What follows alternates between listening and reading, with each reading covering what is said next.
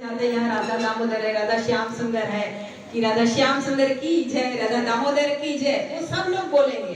लेकिन उसके बीच में अगर कोई बोलेगा कि श्रील प्रभुपाद की जय, तो भगवान तुरंत हमारे सामने देखेंगे कि मेरे शुद्ध भक्त को किसने याद किया। तो हम पीछे रहेंगे ताकि हमारे सामने तो भगवान देखेंगे नहीं, हमारी कोई लायकात नहीं है, एटलीस्ट मेरी तो नहीं है। लेकिन अगर ऐसे शुद्ध भक्त के पीछे अगर हम रहेंगे तो भगवान उसके सामने तो देखने ही वाले हैं, तो कहीं ना कहीं फ्रेम में हम भी आ जाएंगे। तो श्रील प्रभुपाद की एक बार फिर से जाए।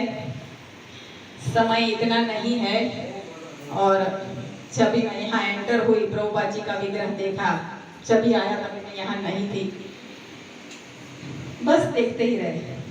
बहुत सुंदर विग्रह है, और विग्रह को देख के ही शायद शक्ति आ जाती है कि शक्ति चली जाती है, मुझे पता नहीं है, लेकिन वास्तव में बहुत रियल लग रहा है। प्रभुपाद जी लगता है कि यहीं पर बैठे रहे। पद्म पुराण में जैसे लिखा है कि किसी भी व्यक्ति का आप सतत संग करते रहो तो कहीं ना कहीं 1% गुण आप में आ ही जाते हैं। प्रभुपाद जी का संग कितने लोगों ने किया है, हम पुस्तक से माध्यम से कर रहे हैं, गुरु के माध्यम से कर रहे, भक्तों के माध्यम से कर रहे, लेकिन जो लोग जैसे गुरु महाराज है, अन्य सन्यासी महाराज है, प्रभुपाद जी के कितने भी डिसाइपल्स है, सबने प्रभुपाद जी का संग लिया। किसी ने 5 मिनट का लिया, किसी ने 5 साल का लिया, 5 मिनट का संग लेके भी उन्होंने अपना 30 40 साल न्यौछावर कर दिए भगवान की सेवा में। तो हमें सोचना चाहिए कि प्रभुपाद जी का वो जो टच, उसका जो बैटरी चार्ज कितना होगा, पावर, कि सिर्फ 1 मिनट के संग से व्यक्ति का पूरा जीवन चेंज हो जाता है। और बस आज और मेन बात यह है कि गुरु महाराज प्रभुपाद जी ने कैसे कैसे शिष्यों को और कैसे कैसे गुरु हमारे लिए भेजे हैं। और गुरु महाराज ने जो भजन बनाया है वो तो वास्तव में इतना अच्छा है कि मतलब गुरु महाराज का रियलाइजेशन कैसा होगा, सबका होगा, लेकिन एक राइटिंग में उसको एक्सप्लेन करना ये हमारे लिए बहुत सरल हो जाता है प्रभुपाद जी को समझने के लिए। क्योंकि जब ये भजन बंगाली में था तो हम लोग तो इतना ज्यादा बंगाली समझते नहीं है, तो भाव इतना नहीं आता है। लेकिन जब हिंदी में आया और फिर गुरु महाराज की कृपा से विधि ने गुजराती में किया, तो जब एक गुजराती में भजन आया तो था कि जो प्रभुपाद न हो तो शू था आजीवन कई रीते जाए।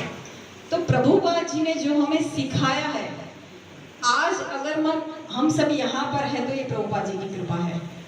और प्रभुपाद जी के जैसे चैतन्य चरितामृत में सनातन गोस्वामी को बताते हैं चैतन्य महाप्रभु कि एक तो भक्त के लक्षण कैसे होते हैं, वो सारे लक्षण अगर हम पढ़े तो हमें पता चलेगा कि सारे के सारे प्रभुपाद जी के अंदर कूट कूट के भरे हैं। अगर हम ये सब पढ़ते रहे, सुनते रहे, तो हमें अपने आप को थोड़ा सुधारने की प्रेरणा मिलेगी।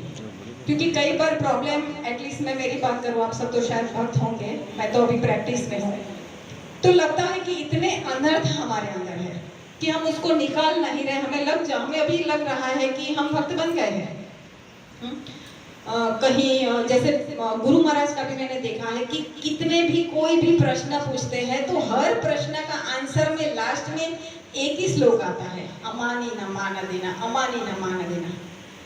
तो प्रभुपाद क्या कर रहे थे, प्रभुपाद ने कभी ऐसे इच्छा नहीं किया। और प्रभुपाद का एक तो बहुत है कि इतने तो करुणा उन्होंने दिया है हमें, कि कैसी करुणा, के वास्तविक करुणा, कि हमें अपना रास्ता दिखाया है चक्र से निकलने का। और उन्होंने जो पुस्तकें लिखी है और जो भावार्थ, ऐसा कोई भी व्यक्ति नहीं होगा हमारे लाइफ में कि हमें कोई सामने मिला हो कि कोई भी पुस्तक पढ़ने से उसका लाइफ चेंज हो गया है। मुझे तो लगता है कि सिर्फ प्रभुपाद की पुस्तकें ऐसी है कि व्यक्ति एक पैराग्राफ भी अगर पढ़ेगा वो सोचने लगेगा कि मतलब अंदर कुछ होने लगा कि ये प्रभुपाद जी क्या समझा रहे, कैसे समझा रहे, क्योंकि उन्होंने समझा है। और उसका जो गुरु के प्रति उसका जो भाव था प्रभुपाद जी का, वो हमें पता है कि इतनी एज में कैसे एक गुरु को प्रसन्न करने के लिए क्या क्या सहा है प्रभुपाद जी ने। तो वो सब अगर हम देखेंगे तो प्रभुपाद जी को हमेशा यही प्रार्थना करते कि आपके अंदर जो गुरु के प्रति श्रद्धा है और गुरु के लिए कुछ भी करने के लिए तैयार है। कई बार प्रभुपाद जी ऐसे धूप में जाते जाते गिर जाते थे, हम वो लीलामृत में पढ़ते तो भी लगता है कि अरे बाप रे, मतलब शर्म आती है कि हम प्रभुपाद जी की ओर भी देखने के लायक नहीं है कि प्रभुपाद जी ने हमारे लिए क्या किया है।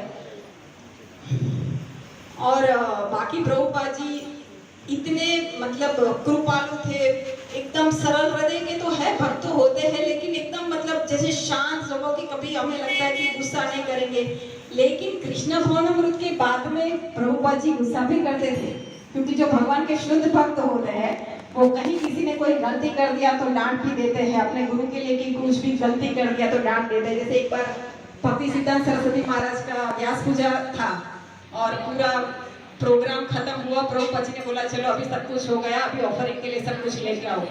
तो तमाल कृष्ण महाराज ने बोला कि प्रभुपाद आज तो फ्राइडे है, तो मैंने सोचा कि आज तो प्रोग्राम अभी नहीं होगा, सब कुछ शाम को होगा, ये तो वर्किंग डे है।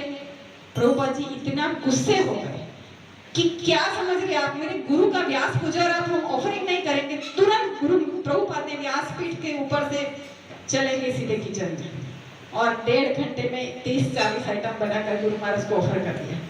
तो हमें ये सब कुछ सीखना चाहिए कि हमारा कभी कभी ऐसा हो जाता है कि कोई मदद करते हैं तो ठीक है, नहीं तो अगर समझो कि प्रभुपाद की जगह हम होते तो नहीं हुआ, कोई कुछ नहीं लाया, बस नहीं ऑफर करेंगे। तो ये प्रभुपाद जी के लिए बोले कितना बोले, समय इतना नहीं है और मेरी लायकात भी नहीं है कि मैं प्रभुपाद जी का ग्लोरिफिकेशन करूं, लेकिन मैं मेरी कुछ प्यूरिफिकेशन हो सके इसलिए मैं और मुझे एक बात याद रही, भक्ति चारू महाराज को भी एक बार प्रभुपाद जी ने डांट दिया था, मतलब ट्रेनिंग के लिए। प्रभुपाद जी चाहते हैं कि मैं ऐसे भक्तों को तैयार करूं कि किसी भी परिस्थिति में वो ऐसे खड़े होने चाहिए, ऐसे नहीं जैसे वो भजन आता है जीव जागो जीव जागो जीव जागो, लेकिन ऐसे भी तो जागना है, लेकिन ऐसे भी तो करना है, कार्य करना है। एक बार प्रभुपाद ने बोला कि संतरे का जूस मुझे चाहिए, भक्ति चारू महाराज बोले अरे बाप रे, संतरे तो है नहीं घर में, क्या करें, फटाफट से लेने के लिए गए, तो लाएंगे बनाएंगे थोड़ा तो टाइम लगेगा। प्रभुपाद संतरे का जूस बनाने में कितना समय, तो 5 मिनट 7 मिनट से ज्यादा नहीं लगनी चाहिए। कहाँ है भक्ति चारू महाराज बोले अभी लाता हूँ 1 मिनट 2 मिनट करके गुरु मतलब प्रभुपाद जी को गुस्सा आ गया, नहीं पिलाए जूस, वापस कर दिया। थोड़ी देर में फिर से आए, ठीक है लाओ मैं ले लेता हूँ।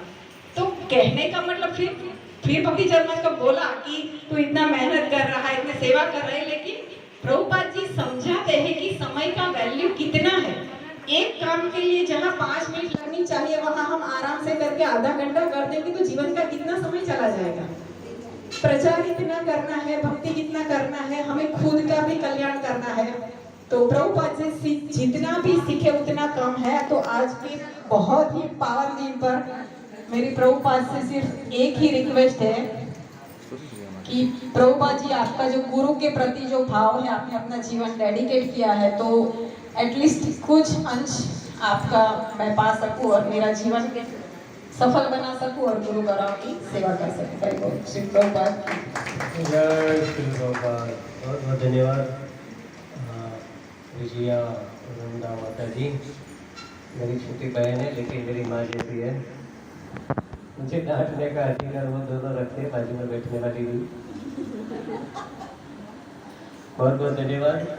और ये बहुत अच्छा लगता है जब आप लोग बहुत हृदय से